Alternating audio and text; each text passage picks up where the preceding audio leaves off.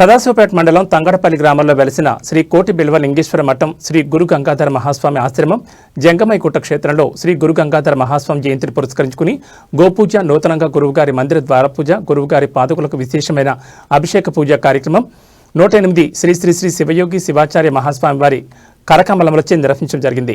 తదుపరి ఆశ్రమ ప్రాంగణంలో తెలంగాణ రాష్ట్రంలో నూతనంగా ఎన్నుకోబడిన వీరశైవ లింగాయత్ మరియు ఆశ్రమ భక్తులు సర్పంచులుగా, ఉప సర్పంచులుగా, వార్డు మెంబర్లుగా గెలుపొందిన శుభ సందర్భాన్ని పురస్కరించుకుని అప్పగారు వారందరినీ సాలువతో సత్కరించి మంగళ ఆశీస్సులు అందజేశారు.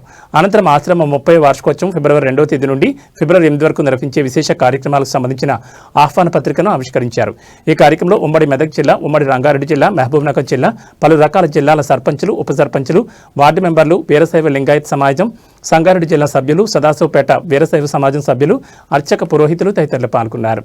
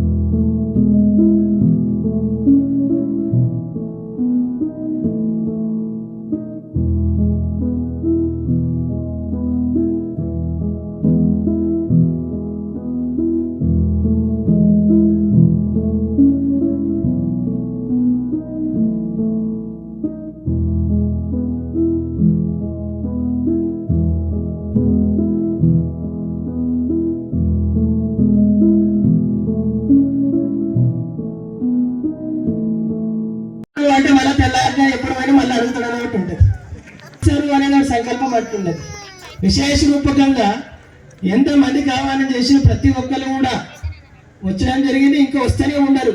ఎందుకంటే బాపగారి యొక్క సంకల్పం మేరకు ప్రతి ఒక్కరు ప్రతి గ్రామం తిరగాలనేది ఉన్నది. మేము 10 సంవత్సరాల కింద మాకు పట్టాధికారం చేసినప్పుడు 30 రోజులు శ్రావణ మాసము 30 గ్రామాలు ఎంచినాం. అభివృద్ధులు కావాలన్నా ఎట్లుంటది అంటే చెట్టు దానికి ఎరువు అవసరం లేదు, కానీ దాని ఆకే దానికి ఎరువు అవుతుంది లేదా. ఇప్పుడు భక్తులకు ఆశ్రయం ఎట్లుంటది అంటే గురువే ఉన్నాడు, గురువుకు ఎరువు ఎవరు అంటే భక్తులే, అంతే కదా. ఒకదానికి ఒకటి సంబంధం ఎట్లున్నట్టు ఉంది. దానికి ప్రత్యేకంగా ఎవరు ఎట్లున్నది అంటే చెట్టుకు ఆకుకున్నంతనే భూమికి పట్టితే మళ్ళీ ఎరువు అవుతుంది, మళ్ళీ చెట్టు అవుతుంది. అట్లా అవినాభావ సంబంధం ఉన్నది. కాబట్టి విశేష రూపకంగా విచ్చేసినటువంటి సమస్య భక్తులందరూ కూడా సమయం అవుతుంది. ఎందుకంటే చాలా మందికి సన్మానం చేయడం ఉన్నది. కాబట్టి అనితా భావించకుండా పేరు పేరున వీరశైవ సమాజం సందర్భించిన కానీ రాజకీయ నాయకులకు కానీ భక్తులకు కానీ లేకపోతే నాకు చెప్పాను అపగారం ఉన్నప్పుడు ఈరోజు ఈ కార్యక్రమం చేయలేదు, కొత్త కార్యక్రమం కదా అని మేము అనుకున్నాం. ఈ కార్యక్రమము ఎందుకంటే తెలియదు, సామాజికంగా ఆశ్రమాల కార్యక్రమాలు చేయడం వేరే, ఈ రాజకీయ పరమైనటువంటి సన్మానం సంబంధించింది. చాలా మంది కొందరు కొత్త వాళ్ళని కూడా పిలిచినాం ఈ కార్యక్రమాన్ని సన్మానానికి.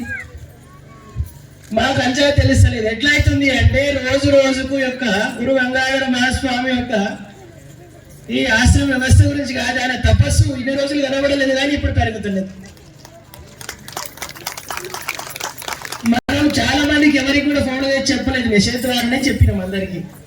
ఇప్పుడు వచ్చిన దాంట్లో ఒక 50 మందికి కూడా ఫోన్లు చేయలేదు మేము.